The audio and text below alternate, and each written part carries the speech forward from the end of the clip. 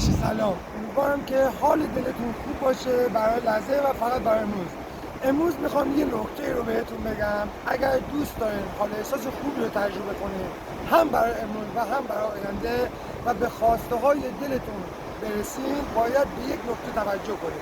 به اینجا تا بهت بگم.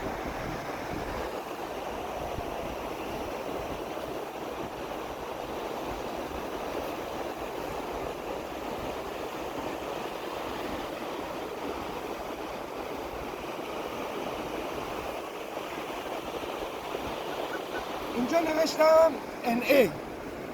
NA چی میگه؟ NA قلبه و ضربان قلبش چیه؟ جلسه، کارکرد قدم و تماس با راهنما.